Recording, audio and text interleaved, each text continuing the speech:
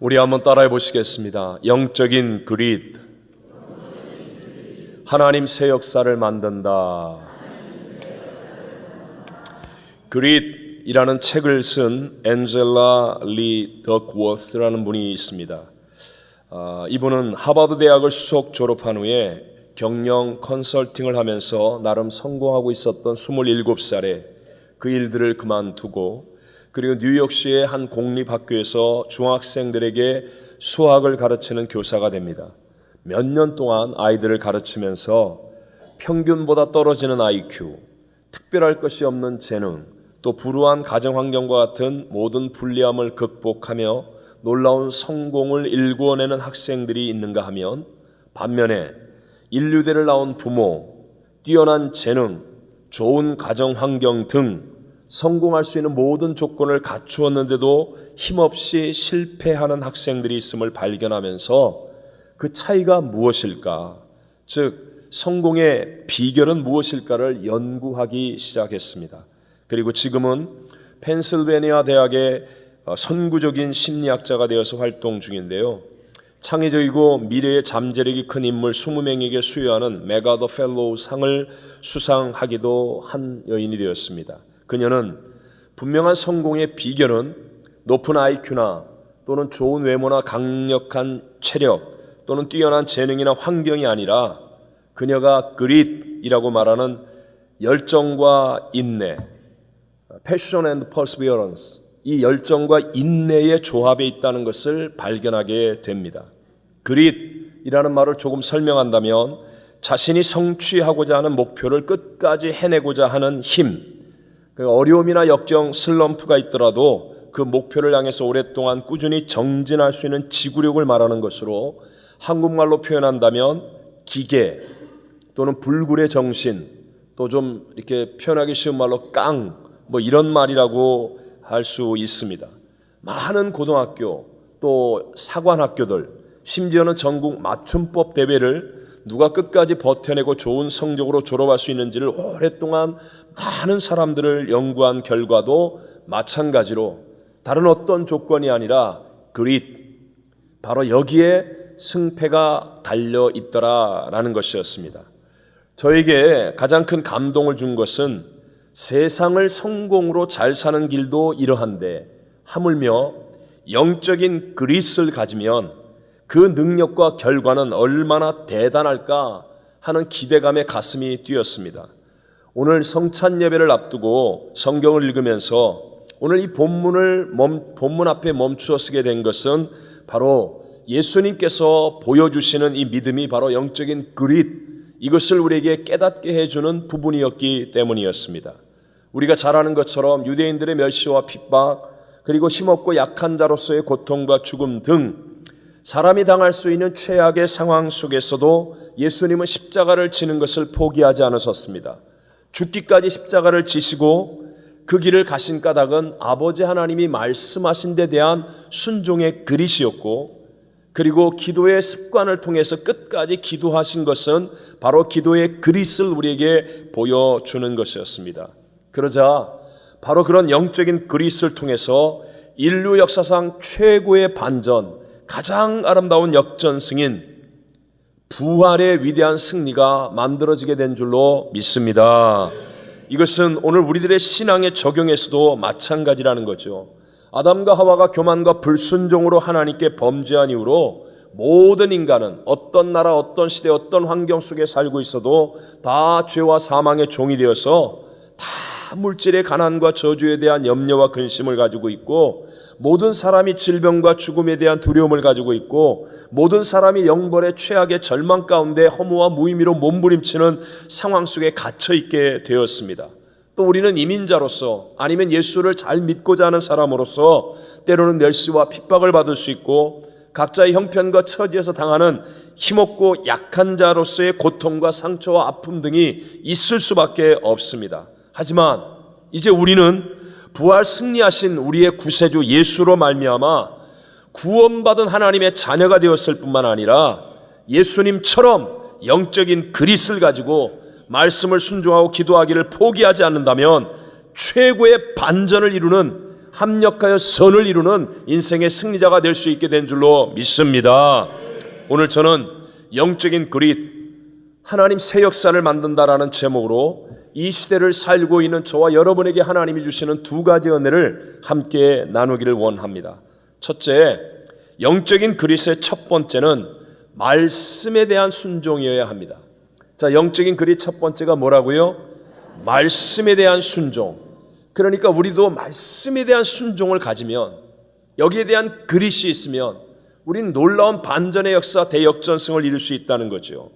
우리가 잘 아는 것처럼 예수님께서 오늘 십자가를 지시고 죽으시는 것, 이것은 예수님께 무슨 잘못이나 죄나 허물이 있어서가 아니라 하나님 아버지의 말씀에 대한 순종 때문이었습니다.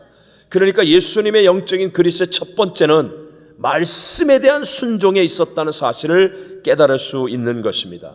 다시 한번 여쭤봅니다. 하나님은 천지를 무엇으로 창조하셨습니까? 말씀으로 지으셨습니다. 하나님이 이르시되 빛이 있어라 하심에 빛이 있었고 말씀으로 창조하십니다. 그리고 교만과 불순종으로 타락하여 영원히 멸망 가운데 던져질 수밖에 없는 우리를 무엇으로 구원하십니까? 말씀으로 구원하신다는 거예요. 예수님이 말씀이 육신을 입고 오신 구세주일 뿐만 아니라 베드로전서 1장 23절로 25절에 이렇게 말씀합니다. 시작. 너희가 거듭난 것은 썩어질 씨로 된 것이 아니요 썩지 아니할 씨로 된 것이니 살아있고 항상 있는 하나님의 말씀으로 되었느니라. 그러므로 육체는 풀과 같고 그 모든 영광은 풀의 꽃과 같으니 풀은 마르고 꽃은 떨어지되 오직 주의 말씀은 세세토록 있도다 하였으니 너에게 전한 복음이 곧 이 말씀이니라. 아멘. 우리의 죽을 수밖에 없는 영혼을 거듭나게 해서 구원받게 하는 것도 복음의 말씀일 뿐만 아니라 이 땅의 삶에서도 하나님의 기적과 역사로 구원을 이루게 하는 것도 말씀이라는 것입니다. 자, 우리가 잘 아는 구약에 나오는 사드락과 메삭과 아벳느고가 느부갓네살이 만든 금신상에 절하지 않습니다. 왜요? 하나님의 말씀이 우상에게 절하지 말라고 했기 때문에. 그러자 화가 난 왕이 그들을 풀무 속에 집어넣습니다. 정말 극렬하게 타는 풀무불에 문을 열자 그들을 이끌고 왔던 군사는 한순간에 다 죽어버렸습니다. 그런데 그 뜨거운 풀무불 안에 있었던 사드락과 메삭, 아벳느고는 머리카락 하나 타지 않고 옷 하나 그르지 않습니다. 여러분, 이렇게 구원을 받게 된 것은 느부갓네살 왕 때문입니까? 병사 때문입니까? 아니면 하나님 때문입니까? 하나님 때문에 구원이 임하게 된 것입니다. 신약에 나오는 죽은 지 나흘이지나 썩어 냄새나는 나사로가 무덤의 굴문을 열고 나올 수 있고 구원을 받게 된 것은 바로 하나님 때문인 줄로 믿습니다. 예수님이 십자가에서 분명히 죽으셨는데도 불구하고 부활 승리하신 것은 바로 하나님 때문인 줄로 믿습니다. 중요한 건 이런 걸 우리가 다 알지만 그 하나님의 구원의 역사가 내게 이 시대에 살고 있는 나에게도 체험되어져야 한다는 것입니다. 어떻게 체험되어집니까? 사드락과 메삭과 또 아벳느고를 그 풀무불 속에서 건져내신 하나님, 죽은 나사로를 무덤에서 살려내신 하나님이 오늘 우리들에게도 동일하게 역사하시는데 말씀을 통해 역사하신다는 거죠. 제가 여러분에게 정말 중요하다고 자주 반복하는 말씀, 요한복음 1장 1절 시작. 태초에 말씀이 계시니라. 이 말씀이 하나님과 함께 계셨으니 이 말씀은 곧 하나님이시니라. 아멘. 그러니까 여러분, 내가 말씀에 대한 순종을 이루어가면 누가 역사하시는 거예요? 하나님이 역사하시는 것이요. 그래서 말씀에 대한 순종의 그릿이 있으면, 여기에 대한 성실함과 열정과 인내가 있으면 반드시 하나님 새 역사는 우리의 인생에 일어나게 되는 줄로 믿습니다. 제가 분명한 설명을 위해, 여러분 밑그림이라는 것 아시죠? 왜 아이들이 처음 글을 배울 때 이 밑그림으로 이렇게 글자가 쓰여 있습니다. 그 위에다가 그걸 따라서 쓰게 만듭니다. 가, 갸, 거 이렇게 하면서 따라 쓰면 그러면서 글자를 쓰는 법과 읽는 법과 글자를 익히게 되어지죠. 말씀은 바로 나의 인생에 하나님의 새 역사를 만드는 인생의 밑그림과 같은 것입니다. 생각해 보십시오. 우리 구약의 믿음의 조상이 아브라함인데요, 그는 갈대아 우르에서 평범하게 살고 있었던 사람, 더군다나 아버지는 우상을 만들어 파는 그런 기준 이하의 삶을 살았던 사람이라고도 말할 수 있습니다. 그런데 그 아브라함이 어떻게 믿음의 조상이 되는 최고의 반전을 이루게 됩니까? 아브라함의 인격이 탁월해서, 아브라함이 특별한 어떤 재주가 있어서, 아브라함이 우리와는 비교할 수 없을 정도로 훌륭한 사람이라서 아니라는 것입니다. 아니라는 것입니다.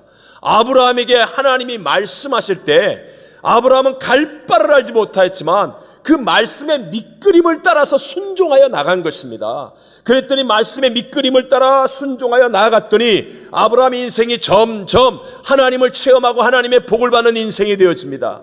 어느 날 하나님이 아브라함에게 말씀합니다. 그 너의 독자 이삭을 모리아산에 데리고 가서 번제물로 바치라. 말도 안 되는 것 같지만 그는 하나님의 말씀의 밑그림을 따라 순종으로 걸어가는 겁니다. 그랬더니 하나님이 그 아브라함의 믿음을 받으시고 위대한 믿음의 조상이 되는 인생의 대반전을 만들어 주신 줄로 믿습니다. 우리가 잘 아는 신약의 베드로를 보십시오. 학문이 부족한 사람입니다. 성품도 다혈질입니다. 실수가 많은 갈릴리 어부 출신에 불과합니다. 그런데도 그가 초대교회의 가장 위대한 사도가 되어지고 한 번에 3,000명, 5,000명을 돌이키게 만들고 오늘날 우리 모두가 본을 삼는 초대교회를 이뤄가는 수장이 될 수 있었던 이유가 무엇입니까? 그도 마찬가지예요. 하나님의 말씀의 밑그림을 따라서 순종하는 그릇이 있었기 때문에 보십시오. 예루살렘에서 예수님이 십자가에 죽었습니다. 그 도시를 떠나고 싶은데 주님이 말씀합니다. 너희는 예루살렘을 떠나지 말고 내게 들은 바 아버지 약속하신 것을 기다리라. 요한은 물로 세례를 받았지만 너희는 몇 날이 못 되어 성령으로 세례를 받으리라.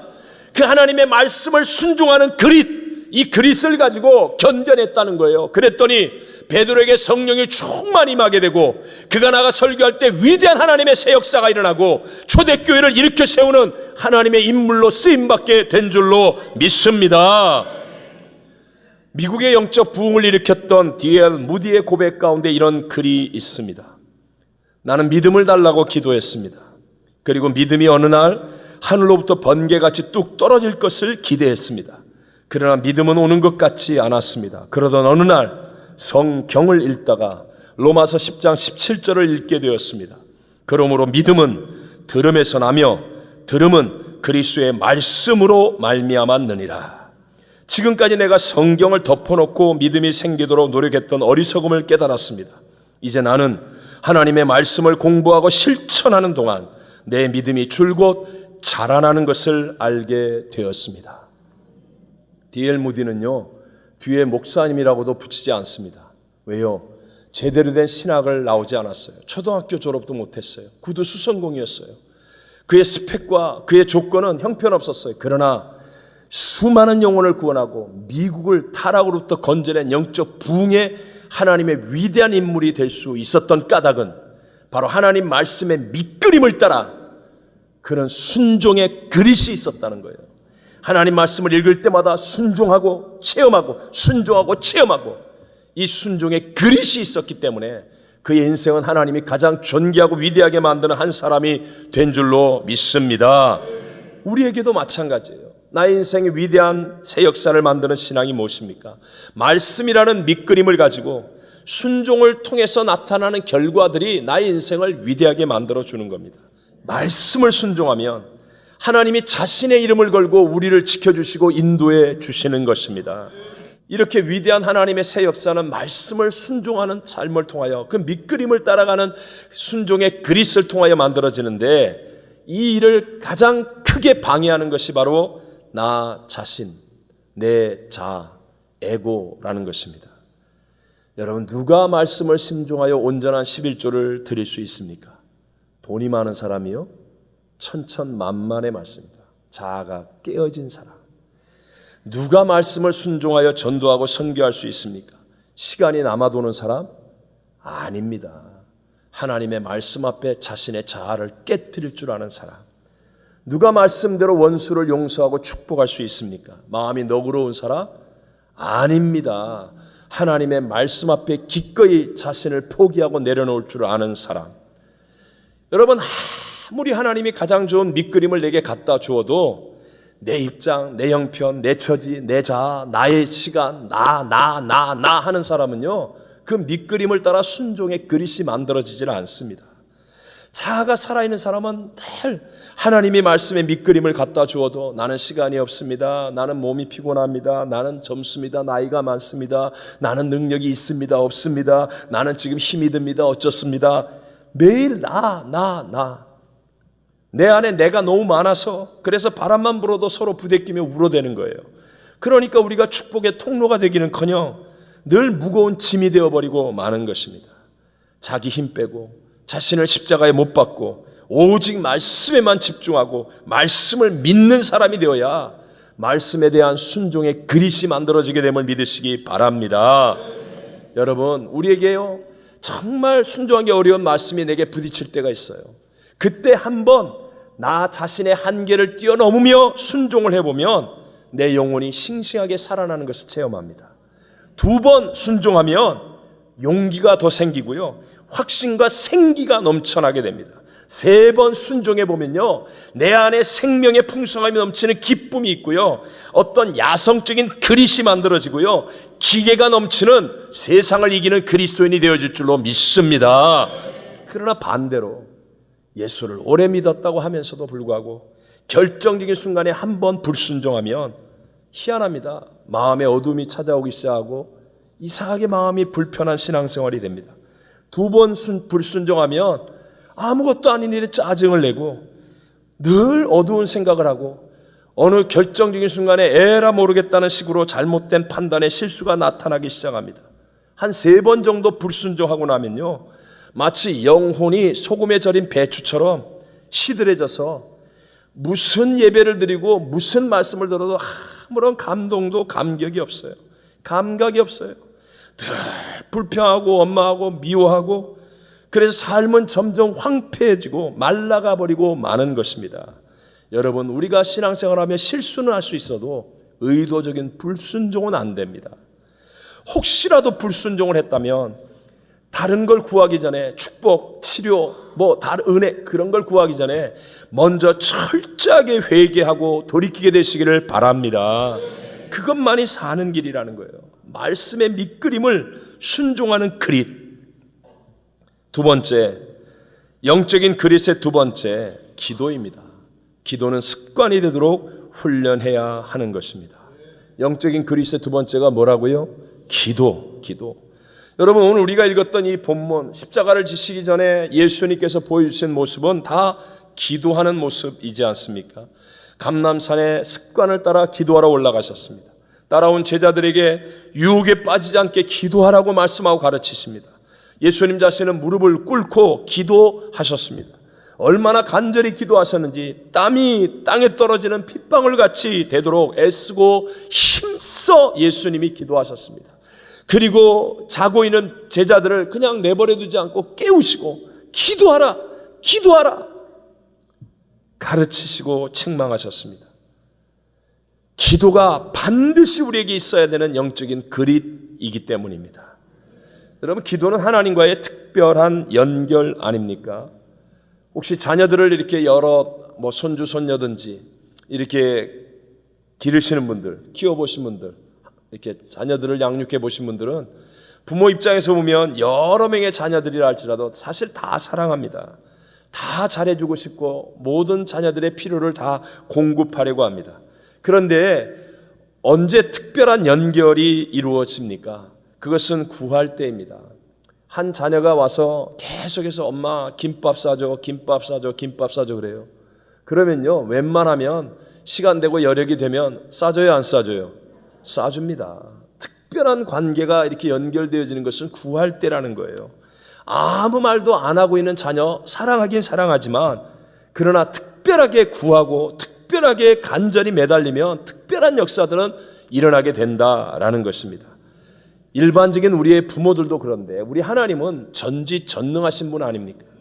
하나님은 죽은 자도 살리실 수 있고 없는 것도 있는 것처럼 부르시는 전지전능하신 하나님께 우리가 특별하게 간절히 구하면 하나님은 특별한 연결로 특별한 역사를 이루어지게 될 줄로 믿습니다.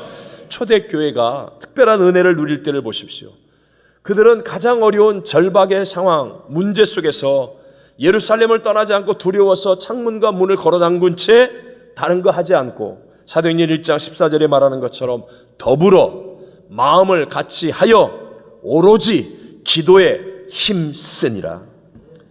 그냥 기도만 한 거예요. 열흘 동안 이 사람 저 사람 찾아가지 않고, 아는 친척 빽 있는 사람 찾아다니지 않고, 오로지 기도에만 열흘 동안 특별하게 힘을 다하고 마음을 다하여 힘써 기도했습니다. 그랬더니 그 어마어마한 해결하지 못할 것 같은 예루살렘의 분위기가 바뀌어버리고, 핍박하려던 사람이 복음을 듣고 변화되어 하나님의 그리스도인들로 바뀌어지고, 하나님이 원하시는 놀라운 부흥의 물결이 일어나게 되는 하나님의 가장 위대한 새 역사가 만들어지게 된 줄로 믿습니다.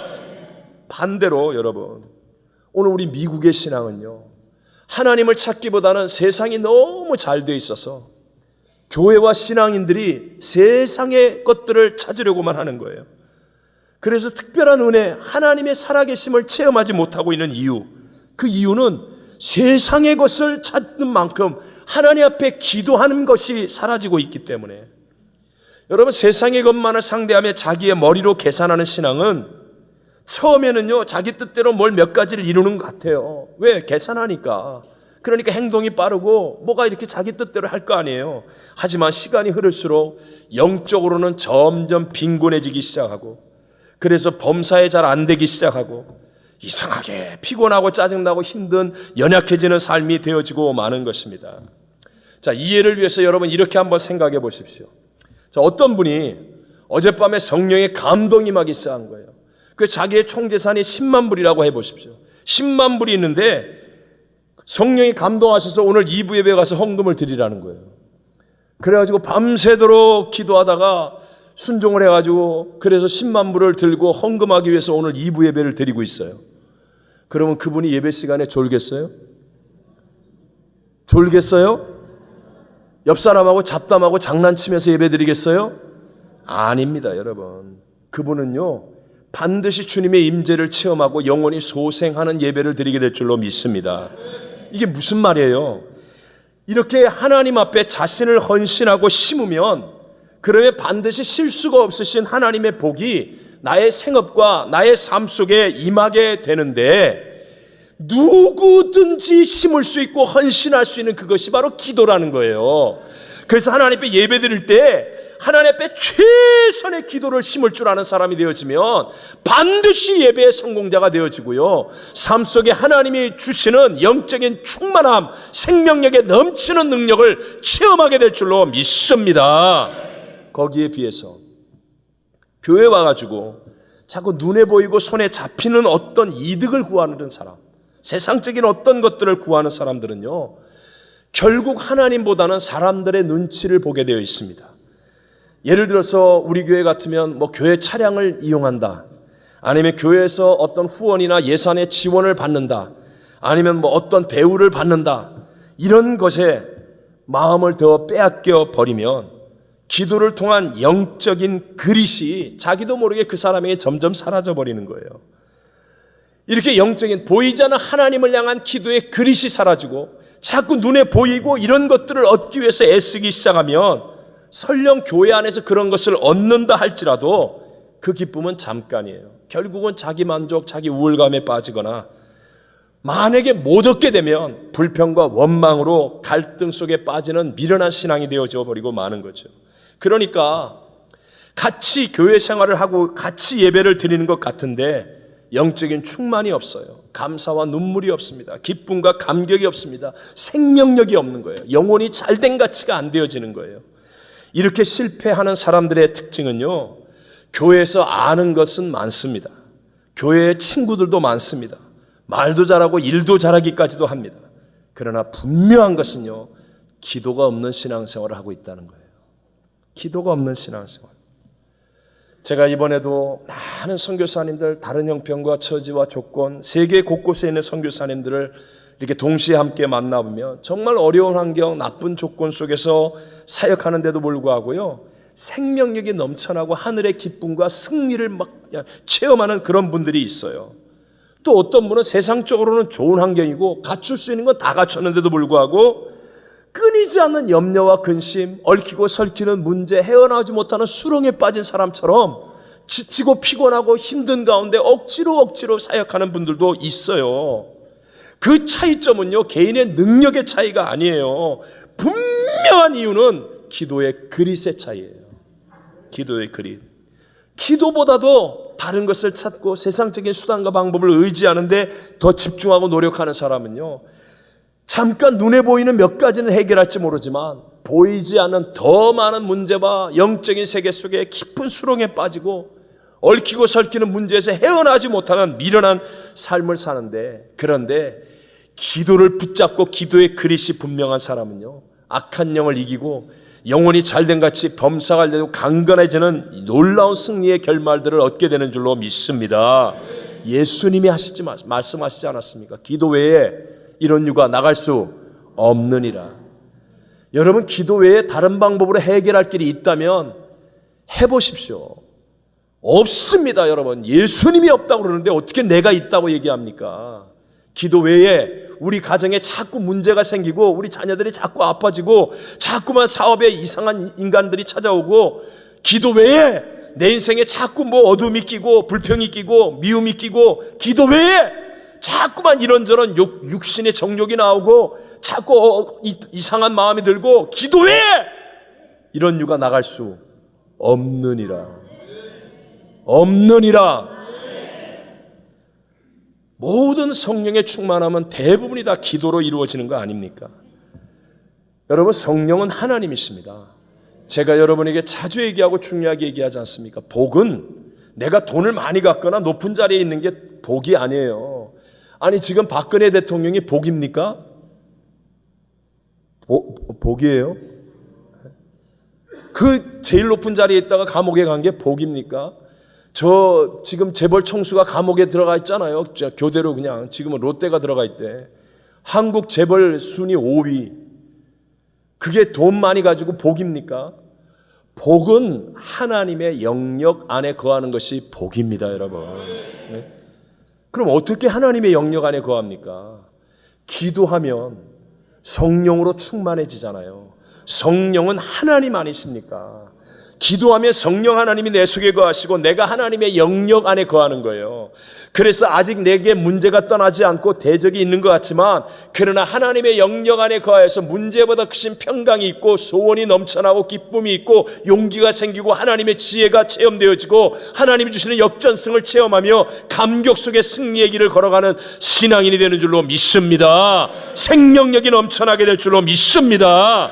참된 승리는 내가 누구냐가 아니라 내가 누구와 함께 하고 있느냐입니다. 지금 여러분은 정말 성령 하나님으로 충만해져 있습니까? 기도하셔야 됩니다.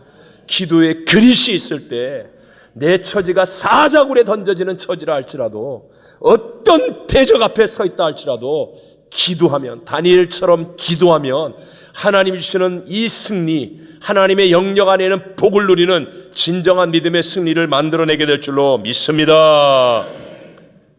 예수님이 우리에게 보여주셨습니다. 말씀의 순종에 대한 그릇, 기도를 포기하지 않는 그릇, 이것은요, 죽음조차도 하나님의 역사하심을 통하여 부활의 새 역사를 만드는 것이라고 보여주십니다. 오늘 우리가 어떤 형편, 어떤 자리, 어떤 시간, 어떤 문제 앞에 있을지라도 우리에게도 이 영적인 그릇을, 말씀의 순종, 기도를 포기하지 않은 기도의 습관, 기도의 줄을 놓치지 않는 이 기도의 그릇이 있으면 저와 여러분에게도 반드시 하나님의 위대한 새 역사가 일어나게 됨을 믿으시기를 주의 이름으로 축원합니다. 축원합니다.